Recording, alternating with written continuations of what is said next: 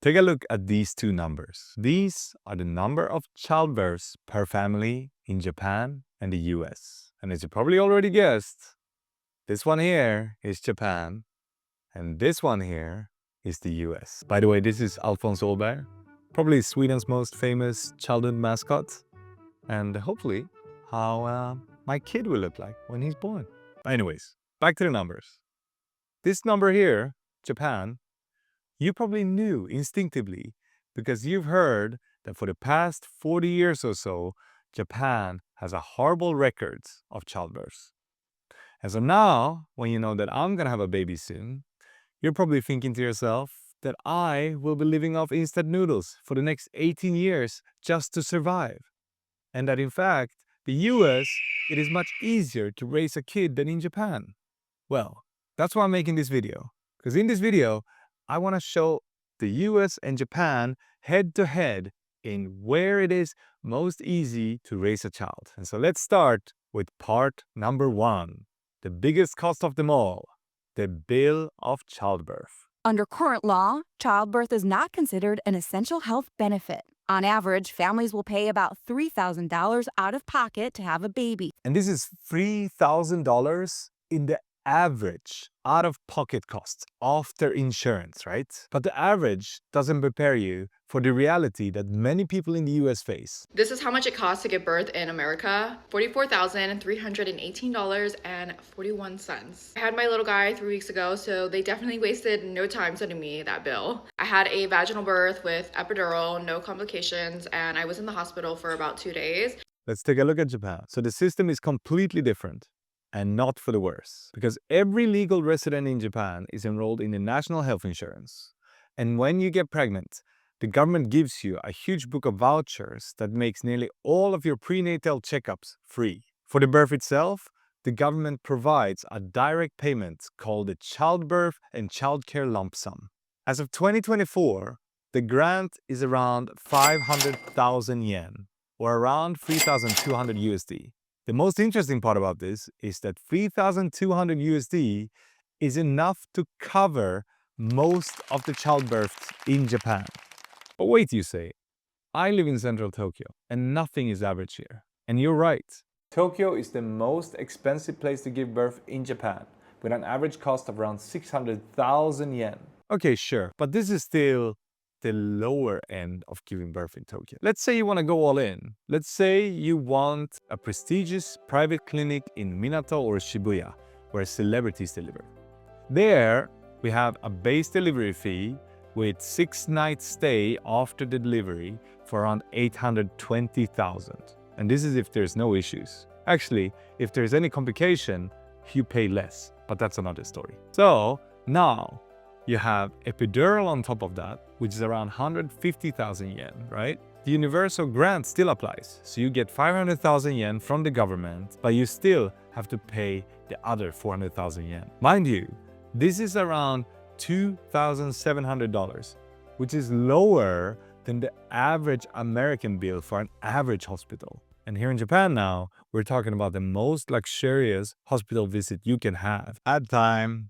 You see, when I came to Japan around 6 years ago to live here full-time, my Japanese was kind of crappy. At that time, I studied the way I knew how. Like, I bought textbooks like this, and I just read them and wrote down things and tried to memorize stuff. Why is everything on my laptop and phone so entertaining? And then whenever I try to do something like studying for a language, I feel like I'm studying like they did in the 1800s. And that's why I'm so proud today to present LingoPie. See, LingoPie is a completely new way of studying, which really adheres to me. And they're actually this channel's first sponsor. So let me show you how they're different from every other way you've studied. And LingoPie is available on desktop, mobile, and smartphone. So here, I'm logging into their TV app, and as you can see, I'm just watching a YouTube video, Kruschgesagt, my favorite channel, on LingoPie. And as you can see here, you see the subtitles? It's double subtitles. So you have like the Japanese here, followed with the exact English here. And so I can just literally sit and watch what I'm doing every day, basically, slow watching YouTube on my TV, while also learning Japanese. Like, it's really cool. A few moments later. So I just woke up. And before my son wakes up, I want to study some Japanese by just watching videos like I always do in the morning. So here, I want to show you the amazing features that LingoPie has. So this is a Krushkasak video, right, that I watched before. Now, I jump straight back into where I started watching it last night. And you can see here, right, there are two lines. So the first one is Japanese with kanji, and the second one is the English one, so you know what they're saying. And then if you hold over a word, you can see the English meaning. And so here, if you press base, for example, kichio, you can actually hear it's pronounced. And then if you double click it, you get it in your collection. So now it's in my vocab collection and I can study it. So hontou ni, that means really. I just press. And so if I also want, I can use speech recognition to practice the sentence, and they will even give me a score on how good I pronounce it. LingoPie has 13 languages. And yes, there's a lot of anime if you want to learn Japanese. Just look at this. If I press here and connect to my Netflix account, I can see the exact same animes I'm already watching, but with LingoPie's features. So I'm actually learning Japanese. I'm honestly thrilled to have LingoPie as my sponsor. And oh Lord, do I wish that they were here when I really watched animes all the time, because now I can do the exact same thing while really learning Japanese. If you use this link in the description, you will get 55% off a yearly subscription and a 7-day free trial, so you can see exactly how good it is to learn any language. All right, back to the video. Let's go to part 2, childcare costs. This is a big one because it's often what dictates whether a parent in the US or Japan can even afford to go back to work after having a kid, and it can be very costly in the US. The average cost of childcare per year per child is $10,853. That's about 10% of the median income for a married couple, 33% of a single parent's income. Yeah, you heard that right.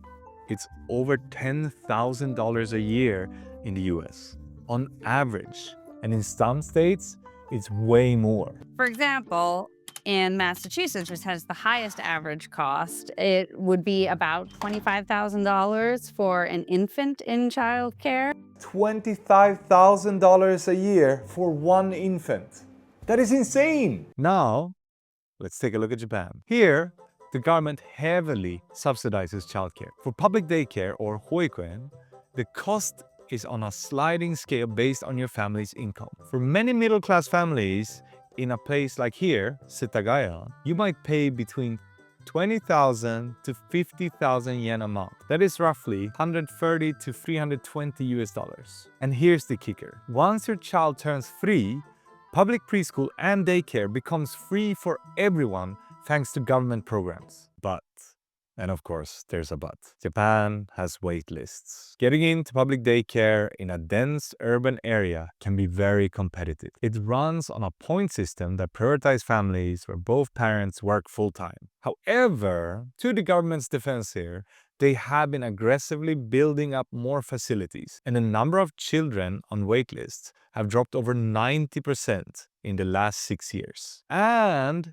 even if you have to go private, a private daycare in Tokyo will run you around 80,000 yen a month. That's around $500 a month, which is definitely not cheap, but it's still nearly half the US average. But let's go to point 3, something that is very, very important for most people having kids, which is the cost of a home. You have a kid, you need a bigger house, and as we all know, Tokyo has shoebox-sized houses, which are very expensive. But is this really true, especially compared to the US? A recent study found that the cost of the average mortgage plus average child care for a family with 2 working parents is about 66% of their total income. That makes the idea of being able to own a home and have a kid nearly impossible for a lot of people. And in some areas, like Los Angeles or San Diego, where there's really high costs of real estate, that's actually over 100% of their average income. Did you catch that? 66% of all families' income just for housing and a one kid's childcare? And in places like LA or San Diego, this is over 100%. This is why the video points out that many Americans are forced to move to cheaper areas, drop out of the workforce, or simply choose not to have kids at all. Now, compare this with Japan. Using the latest household survey data, the average working family here brings in about $520K a month. That's in yen, and that's barely $3,500, mind you. A typical mortgage on an average condo plus public hoikuen, or nursery, right, in American English. These fees for a toddler totals to around 160,000 to 210,000 yen. That's just 35 to 40% of the average income, barely half the American 66% load. And remember, once your kid hits age 3, daycare is free, pushing the ratio closer to 30%. You might be asking yourself right now, if it's so expensive to have a kid in the US, why is their birth rate so much higher than in Japan? It seems backwards, right? There are many answers to this, but here's my simple take. First thing is culture. In the US, there's a strong cultural narrative around the big family. I don't have friends. I got family. It's part of the American dream. Plus, immigration plays a huge role in the US birth rates, which is something Japan has historically had very little of. Secondly, the work culture here in Japan is intense. Like, sure, it's bad in the US, but in Japan, the expectation of long hours and total dedication to the company can make it feel impossible to balance a career and a family, especially if you're a woman. And finally, I think it comes down to risk. In the US, the costs are high, but the system is more flexible. You can move to a cheaper state, one parent can stay home without being judged, there are more diverse job opportunities for everyone to adapt to a new life in the US. In Japan, this path is very rigid. If you step off the traditional career ladder to raise a child, getting back can be incredibly difficult. So while it might be cheaper on paper in Japan, the societal pressure and the lack of flexibility might be the invisible costs that are keeping the birth rate so low here. It's not just about the money, as you can see. It's about the freedom to build a life that works for you. And in Japan, that just seems way harder. So, question for you. Where would you raise a kid? In the US or Japan?